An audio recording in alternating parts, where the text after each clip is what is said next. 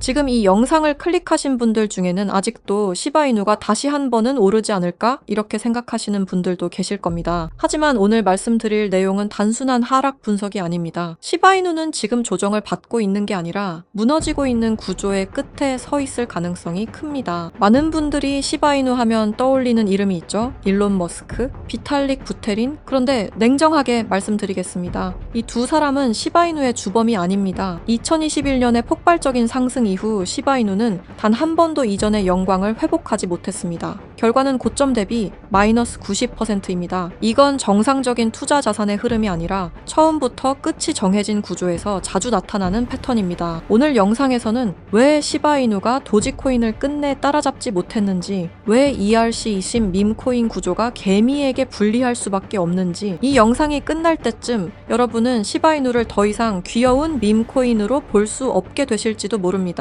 그럼에도 알고 싶으신 분들은 구독과 좋아요 한 번씩 눌러주시고요. 영상 바로 시작하겠습니다. 시바이누는 상장 초기 전체 물량의 50%를 비탈릭 부테린의 지갑으로 보냈습니다. 이 선택은 결과적으로 시바이누 역사상 가장 강력한 트리거가 되었는데요. 많은 분들이 이걸 비탈릭 효과, 즉 인플루언서 효과라고 부릅니다. 정말 비탈릭이 시바이누를 움직였을까요? 비탈릭 부테린도 그리고 다른 수많은 인플루언서들 역시 트리거에 불과합니다. 진짜로 이 구조를 설계하고 수익을 가져간 쪽은 따로 있습니다. 저는 이 집단을 편의상 이렇게 부르겠습니다. 사일런트 캐피탈. 이들은 누구와도 공식적으로 협력하지 않습니다. 계약도 없고 약속도 없습니다. 대신 이용합니다. ERC20이라는 구조를 이용하고 인플루언서의 상징성을 이용하고 그리고 시장의 심리를 이용합니다. 이렇게 이용된 코인들을 저는 하나의 분류로 묶어 부르겠습니다. 사일런트 코인. 이 사일런트 코인들의 공통점은 명확합니다. 사전 예고 없는 상장, 갑작스러운 유동성 유입, 그리고 조용히 인플루언서들의 지갑으로 이동된 물량까지. 여기서 중요한 포인트가 하나 있습니다. 많은 분들이 이렇게 알고 계십니다. 지갑 이동은 서로 동의해야 가능한 거 아니야? ERC20에서는 아닙니다. ERC20 토큰은 상대의 허락 없이도 내가 원하는 지갑에 내가 원하는 만큼 보낼 수 있습니다. 그래서 가능한 겁니다. 비탈릭 부테린 역시 이 전략의 대상이 될 수 있었던 겁니다. 지금 보고 계신 영상은 약 4년 전 비탈릭 부테린이 한 팟캐스트에 직접 출연해 인터뷰를 진행했던 실제 장면입니다. 당시 인터뷰어는 이렇게 질문합니다. Let's first talk about Shiba Inu. Maybe you can explain this, but in a crazy move, you were given half of SHIBs. You burned, aka destroyed, 90% of it. That's worth $6.7 billion. And you donated 10%. That's worth $1.2 billion at the time to an India COVID-19 relief fund. 정리하자면 당신의 영향력은 상상을 초월한다. 당신의 한마디가 시장에 엄청난 파급력을 일으키는데 그 영향력에 대해 어떻게 생각하느냐는 질문이었고, 그리고 이어서 비탈릭 부테린이 시바이누에 대해 설명해 주는데 First of all, Shiba Inu, as you said, is this kind of knockoff of Dogecoin, right? And Dogecoin was this initial kind of fun coin that was created back, I think, around 2014 or 2020. Elon Musk, of course, started talking about Dogecoin, and the market cap just shot up to about $50 billion, right? And so after that, of course, we have Doge, and then people are thinking, well, if the leading dog token is worth $50 billion, then surely the second largest dog token deserves, at least 7 or 8 billion. 요약하자면 시바이누는 도지코인을 모방하여 만든 코인이며 도지코인이 500억 달러의 가치가 됐을 때 시바이누 또한 비슷한 흐름으로 가지 않을까라는 시장 심리에 대해 말해주고 있는데요. 이어서 들어보시죠. Right? I feel like that's kind of what the mindset of these Shiba people is. So then, of course, they did this other gimmick, right, where they gave me half the Shiba token supply. They were actually not the first project to do this. So around the end of 2020, there was this weird project called Teller. It's like Tellor. I think they're a Chainlink competitor or something like this. But I remember they just dumped $50,000 worth of their token into my wallet. And then they had their Twitter army just basically run around saying, look at Vitalik's wallet. Vitalik holds Tellers. He's one of us. He's a supporter. And as soon as I discovered this, I just publicly sold the Teller tokens on Uniswap. And this created a bit of a Twitter splat. Now, the Shiba people were more clever. The Shiba people, instead of dumping to that wallet, they dumped to my cold wallet. But then I saw these tokens, I saw more and more people talking about them, and then at some point I realized that, like, hey, these things are worth billions of dollars, and, like, there's lots of really good things that you could do with that amount of money, and it would actually be a waste to just, like, see it go. 비탈릭 부테리는 상당히 의미심장한 이야기를 꺼냅니다. 그는 자신에게 막대한 물량을 보내는 세력이 존재했고 그 과정에서 내가 이용되고 있다는 사실을 깨닫게 됐다고 말합니다. 즉, 본인의 의사와 상관없이 이름과 지갑이 하나의 트리거처럼 사용되고 있었다는 겁니다. 그리고 여기서 더 중요한 이야기가 나옵니다. 시바이누 이전에도 자신의 이름이 이런 방식으로 활용된 코인이 있었다고 밝히는데 그 코인이 바로 텔러입니다. 텔러 역시 이더리움 기반의 ERC20 토큰이었고 당시 시장에서 10배가 넘는 상승을 보여줬습니다. 시바이누 때와 비슷한 효과를 누린 거죠.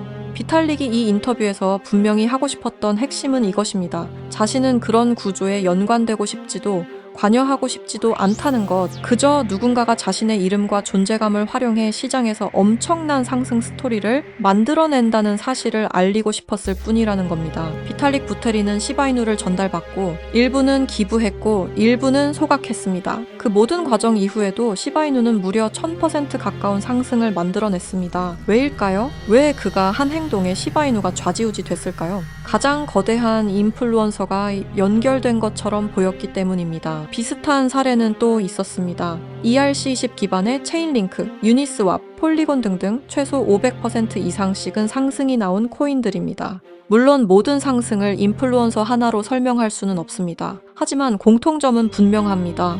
이야기가 붙은 순간 가격은 움직였다. 누군 이 현상을 보고 세력들이 혹은 고래들이 움직였다고 말하고 누구는 조작된 현상이라고 말합니다. 하지만 분명히 말할 수 있는 건 누군가 이 현상을 통해 막대한 수익을 챙기고 있다는 점입니다. 그리고 최근 시바이누의 창시자로 알려진 쿠사마 사토시가 X에 충격적인 말을 남겼는데요. 연말 또는 연초 ERC20 계열 코인을 하나 더 낼 계획이다. 여기까지만 해도 파장이 컸는데 문제는 태그였습니다. 그 태그 중 하나가 바로 일론 머스크였습니다. 다들 아시죠? 일론 머스크, 도지코인의 아버지라 불리는 인물입니다. 하지만 일론 머스크는 아무런 대응을 하지 않았습니다. 아니, 어쩌면 모르고 있다는 게 더 맞는 표현이겠죠. 하지만 이 태그 하나가 불러올 파급력은 엄청날 겁니다. 저는 이 태그를 본 순간 바로 이더스캔으로 향했습니다.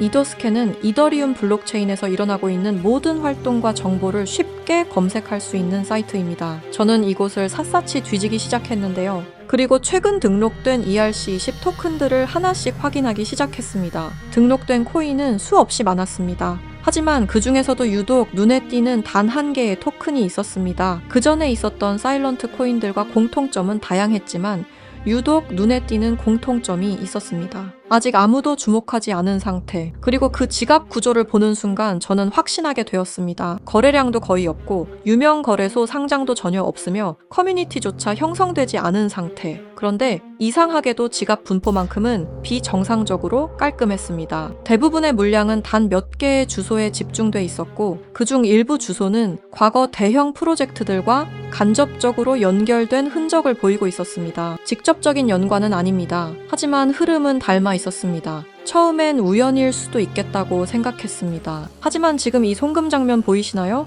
이틀 전에 한 지갑의 주소로 약 2억 개가 넘는 토큰을 보냈습니다. 이 코인의 총 발행량은 10억 개인데 2억 개를 보냈다면 20%의 물량이 한 사람의 지갑으로 옮겨지기 시작한 겁니다.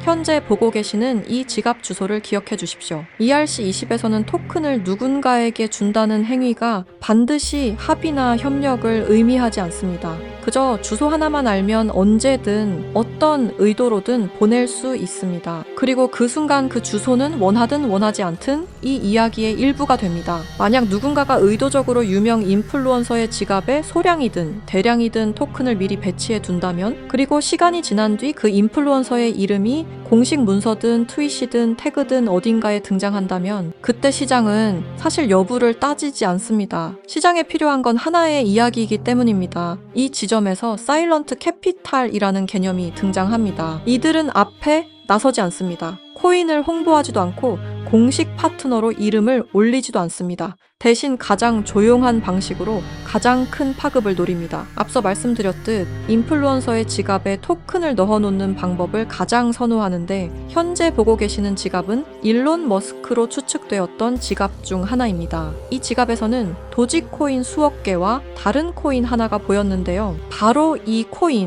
코인이 제가 이더스캔에서 찾아냈던 바로 그 코인입니다. 그리고 이 지갑 주소 어디서 많이 보신 주소 아닌가요?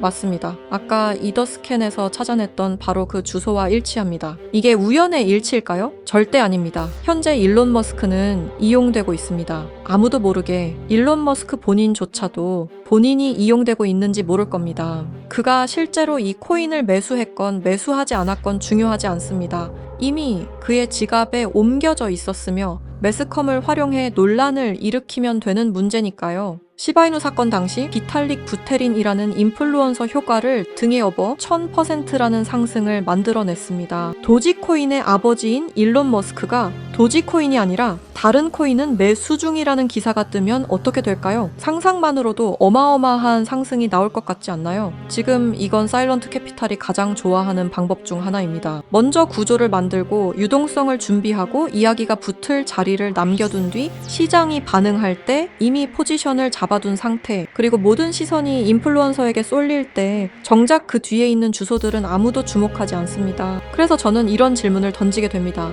우리가 보고 있는 상승은 과연 누가 만든 것일까? 목소리를 낸 사람일까요? 이름이 언급된 인물일까요? 아니면 아무 말도 하지 않고 그저 코드와 지갑으로만 움직인 보이지 않는 손일까요? 아직은 확정적으로 말할 수 없습니다. 하지만 분명한 건 하나입니다. ERC20 시장에는 항상 두 개의 흐름이 존재합니다. 보이는 흐름과 보이지 않는 흐름. 그리고 진짜 돈은 대부분 보이지 않는 쪽에서 움직입니다. 그렇다면 제가 이더스캔에서 확인한 그 토큰의 이름은 무엇이었을까요? 결론부터 말씀드리면 이 자리에서 모두에게 공개하지는 않겠습니다. 이유는 단순합니다. 이 정보는 누군가에게는 흥미로운 이야기지만 누군가에게는 실제 행동으로 이어질 수 있는 민감한 정보이기 때문입니다. 그래서 저는 이 영상을 끝까지 시청하시고 사일런트 캐피탈의 위험성을 인지하신 분들에게만 코인을 공유하려 합니다. 이건 조건이 아니라 필터입니다. 이 구조를 단순한 자극이나 한 번의 클릭용 정보로 소비하지 않고 맥락을 이해하고 끝까지 함께 보신 분들에게만 전달하고 싶기 때문입니다. 솔직히 말씀드리면 이런 구조의 토큰은 이름이 퍼지는 순간 그 자체로 홍보가 되어버립니다. 검색량이 늘고 차트를 보는 사람이 늘고 혹시?